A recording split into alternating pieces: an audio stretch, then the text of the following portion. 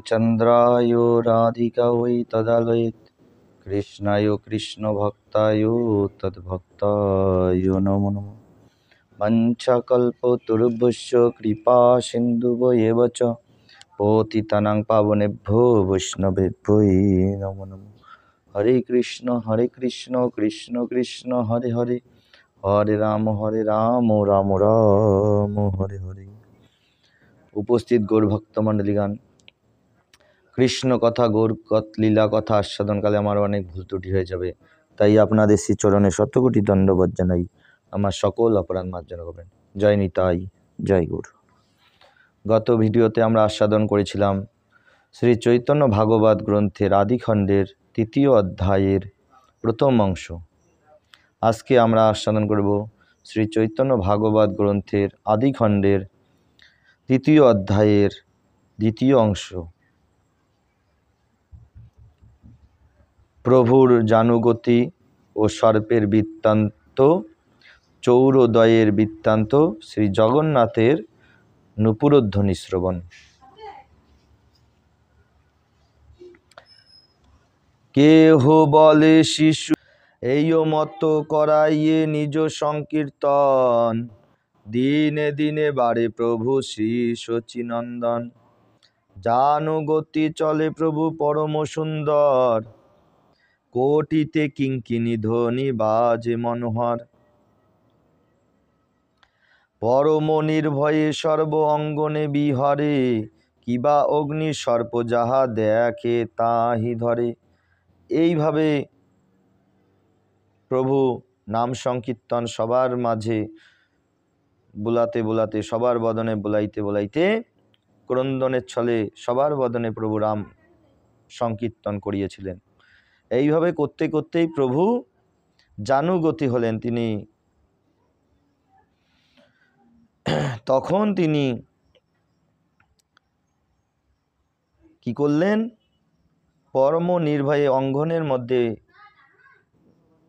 ঘুরে বেড়ান এবং অগ্নি সর্প যাহা দেখে তাহাই তিনি ধরে নেন। একদিন এক সর্প বাড়িতে বেড়ায়, ধরিলেন সর্প প্রভু বাল কলিলায়। একদিন একটি সর্প আঙিনার মধ্যে বেড়াচ্ছিল, সেই সর্পটিকেই প্রভু ধরে নিলেন।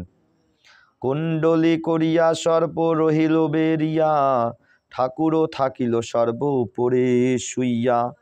আর সেই সর্পটি কুণ্ডলীর মতন সেখানে রইল এবং এই ছোট্ট বালকটি সেই সর্পের উপরে শুয়ে থাকলো।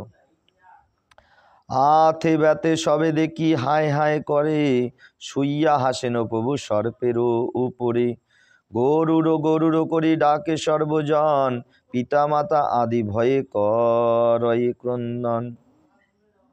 এইভাবে যখন সর্পের উপরে সেই বালকটি নিমাই প্রভু যখন শুয়ে আছেন, তখন সবাই এসে যখন দেখতে পেলেন, সবাই হায় হায় করলেন এবং সবাই গরুর গরুর বলে চিৎকার করতে লাগলেন। এবং যশোদা, সচীমাতা এবং জগন্নাথ মিশ্র সবাই ক্রন্দন করতে লাগলেন। প্রভুরি এরিয়া সর্প পলায় তখন, পুনঃ ধরিবারে যান শ্রী শচীনন্দন। ধরিয়া আনিয়া সবে করিলেন কোলে, চিরজীবী হও করি নারীগণ বলে। এইভাবে যখন সবাই চিৎকার করতে লাগলেন গরুর গরুর বলে, তখন সেই সর্পটি পালিয়ে গেলেন। আবার পুনরায় প্রভু গিয়ে সেই সর্পটিকে যখন ধরতে চান, সবাই গিয়ে, নারীরা গিয়ে সেই শিশুটিকে প্রভুকে কোলে তুলে নিয়ে এসে বললেন, চিরজীবী হও। কেহ রক্ষা বান্ধে, কেহ পরে স্বস্তি বাণী, কেহ অঙ্গে দেয় বিষ্ণু পাদদক আনি।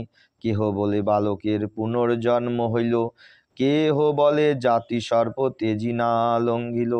হাসে প্রভু গৌরচন্দ্র সভারে চাহিয়া, পুনঃ পুনঃ যায় সবে আনেন ধরিয়া। ভক্তি করি যে এ সব বেদ গোপ্য শুনে, সংসার ভুজঙ্গে তারে না করে লঙ্ঘনে।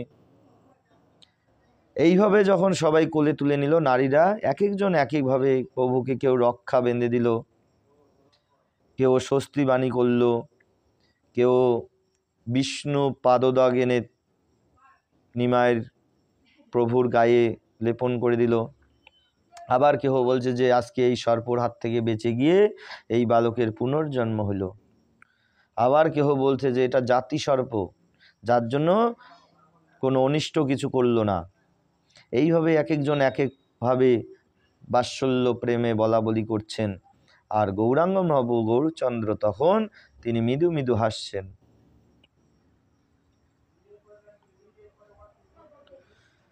যে ভক্তি করিয়া যে এই বেদগোপ্য বাক্য, এই ভগবানের লীলা কথা শ্রবণ করে, তার সংসারের যত বাধা বিপত্তি সব কিছুই লঙ্ঘন করতে পারে। এই ও মত দিনে দিনে শ্রী সচিনন্দন হাটিয়া করেন প্রভু অঙ্গনে ভ্রমণ। এইভাবে প্রতিদিন প্রভু সেই অঙ্গিনার মধ্যে, জগন্নাথ মিশ্রের বাড়ির আঙ্গিনার মধ্যে হেঁটে হেঁটে ভ্রমণ করে। জিনিয়া কন্দর্প কোটি সর্বাঙ্গের রূপ, চাঁদেরও লাগয়ে সাত দেখিতে সুসুখ। সুবলিত মস্তকে চাচর ভালো কেশ, কমল নয়ন জন গোপালের বেশ। আজ অনুলম্বিত ভুজ অরুণ অধর, সকল লক্ষণ যুত বক্ষ পরিসর। সহজে অরুণ গৌর দেহে মনোহর, বিশেষে অঙ্গুলি কর চরণ সুন্দর। বালক স্বভাবে প্রভু জবে চলি যায়, রক্ত পরে হেন দেখি মায়ে ত্রাস পায়।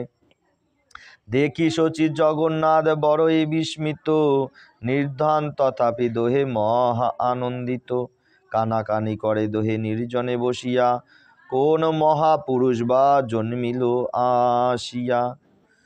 গৌরাঙ্গর এত রূপ, এই সমস্ত রূপকে দর্শন করে, এই রূপগুলিকে দর্শন করে জগন্নাথ মিশ্র এবং সচিমাতা ভাবতেন যে না জানি কোন মহাপুরুষ আমাদের ঘরে জন্মগ্রহণ করেছে, এসেছে। হেন বুঝি সংসার দুঃখের হইল অন্ত, জন্মিল আমার ঘরে হেন গুণমন্ত। এমন শিশুর রতি কবু না শুনি, নিরবধি নাচে হাসে শুনি হরিধ্বনি। আবার তারা মনে মনে বিস্মিত হয়ে যায়, এরকম কোনোদিনও তো এরকম কোনো শিশুর কথা শুনিনি, যে শিশু শুধু হরিনাম শ্রবণ করা মাত্র হাসতে আরম্ভ করে, কান্না রোদন থামিয়ে দেয়। তাবত ক্রন্দন করে প্রবোধনা মানে, বড় করি হরিধ্বনি যাবত না শুনে। যতক্ষণ না বড় করে হরিধ্বনি শ্রবণ করে ততক্ষণ এই বালক কান্না তার থামায় না। উষকালে হইতে যতেক নারীগণ, বালক বেরিয়া সবে করেন সংকীর্তন। হরি বলি নারীগণে দেয় করতালি, নাচে গৌর সুন্দর বালক কৌতূহলী।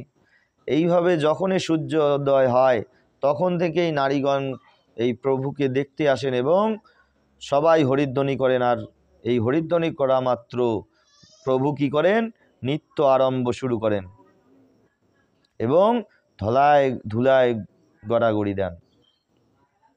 গড়াগড়ি যায় প্রভু ধুলায় ও ধূসর, হাসি উঠে জননীর কোলের উপর।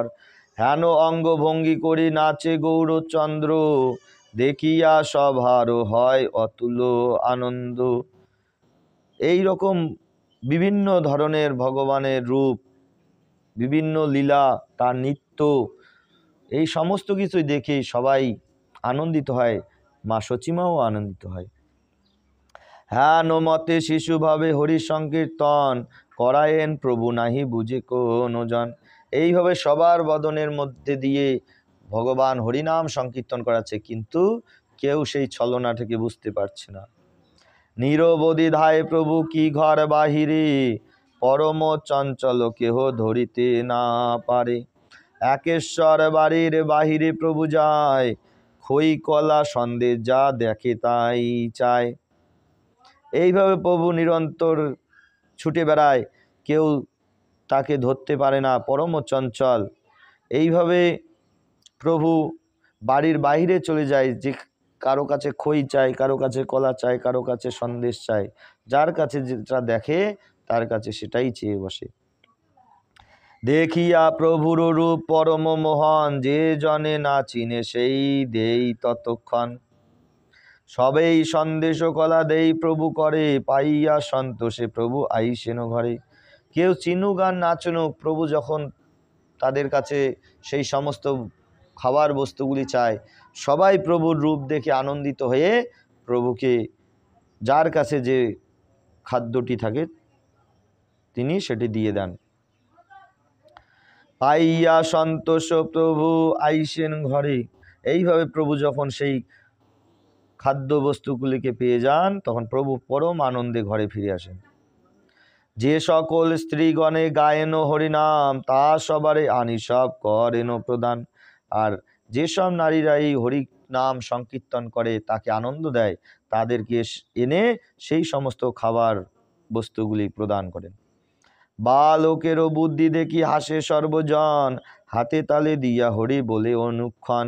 কি বিহানে কি মধ্যাহ্নে কি রাত্রি সন্ধ্যায়, নিরবধি বাড়ির বাহিরে প্রভু যায়। এইভাবে যখন নারীদেরকে এনে দেয় সেই খাদ্যদ্রব্য বস্তুগুলো, নারীরা অতীব আনন্দিত হয় প্রভুর লীলা দেখে, আর তারা আরো বেশি করে হরিধ্বনি করে, হাতে তালি দেয়।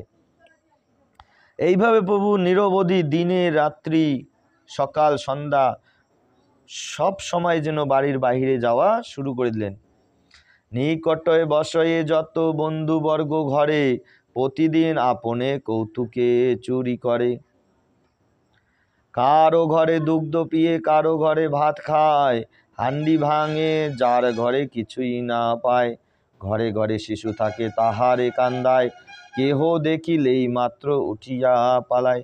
এইভাবে পাশের বাড়ির যারা রয়েছে তাদের বাড়িতে গিয়ে প্রভু কারো বাড়িতে কি করে, চুরি করে খায়। কারো ঘরে দুগ্ধ খায়, কারো ঘরে ভাত খায়। যদি ভাত না পায়, সেই ভাতের হাঁড়িটি ভেঙে দিয়ে আসে। কারো ঘরে যদি শিশু শুয়ে থাকে, তাকে গিয়ে ক্রন্দন করায়, এবং কেউ যদি দেখতে পায় তখন প্রভু পালিয়ে আসে। দৈব যোগে যদি কেহ ধরিবারে পারে, তবে তার পায়ে ধরি করে পরিহারে। আর দৈব যোগে কেউ যদি প্রভুকে ধরে ফেলে, তার পায়ে ধরে তিনি ক্ষমা চান। এবারও ছাড়ো মোরে না আসিব আর যদি চুরি করো দোহাই তোমার।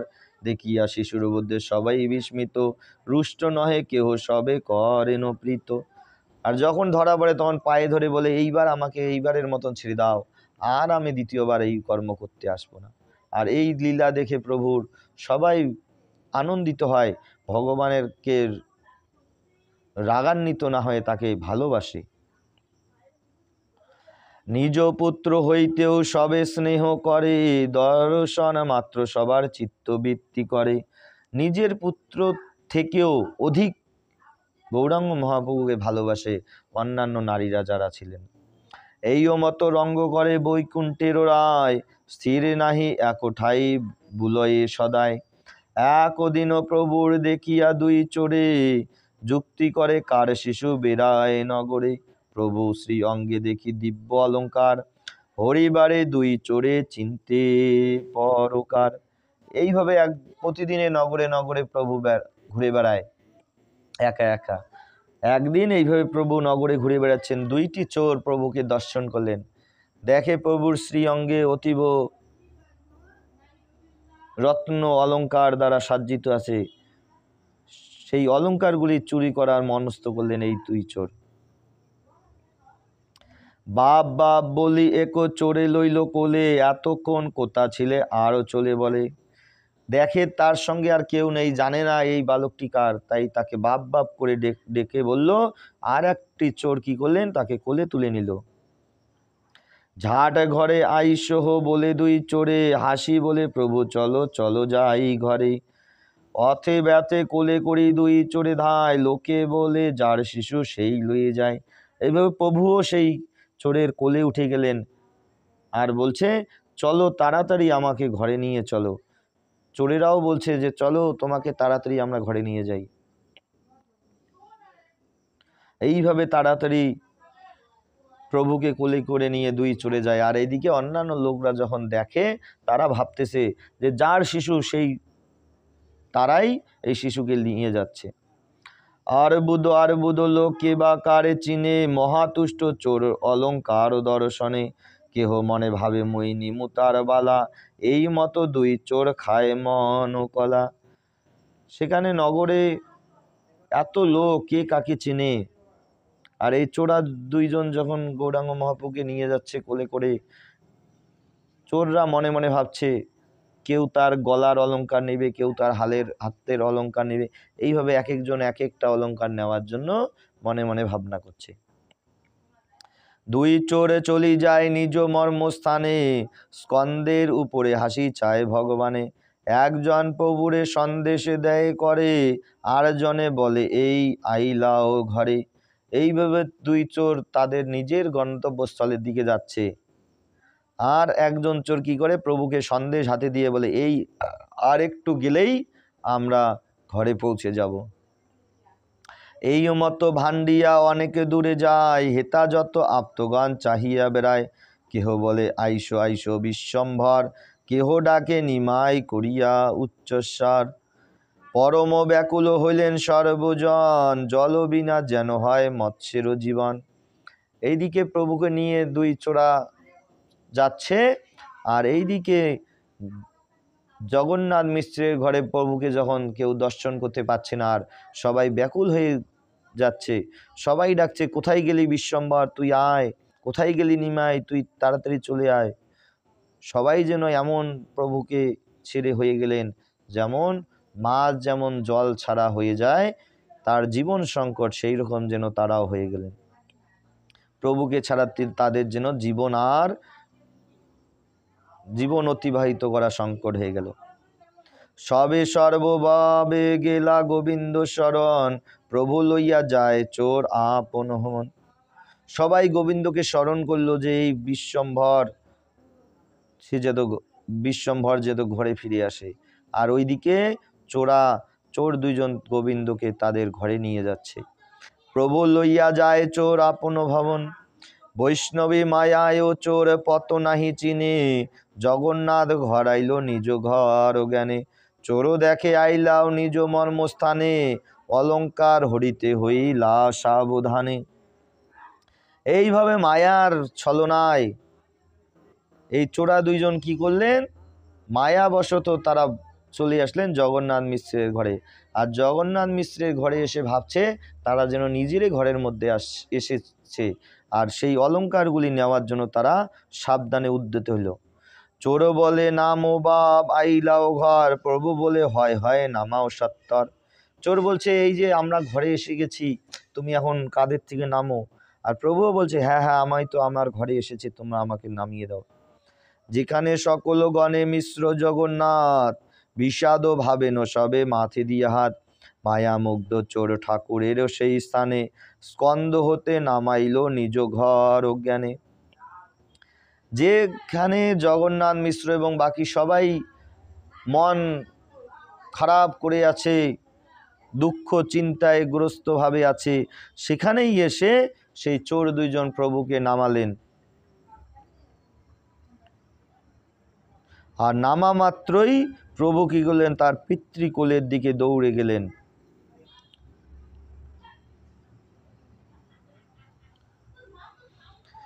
নামালেই মাত্র প্রভু গেলা পিতৃকোলে, মহানন্দ করি সবে হরি হরি বলে। আর যেই পিতৃকোলে চলে গেলেন গৌরাঙ্গবাবু, সবাই হরিবল হরিবল করে চিৎকার করতে যায়।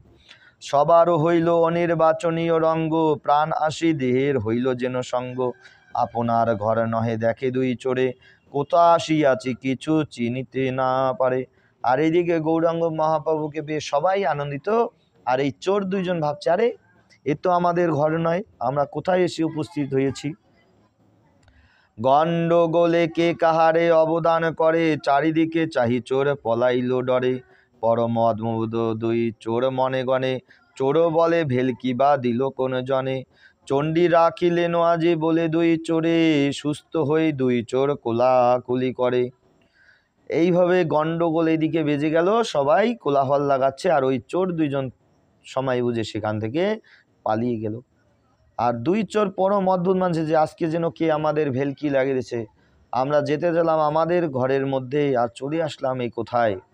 আজকে নিখাত চণ্ডী দেবী আমাদের রক্ষা করেছে।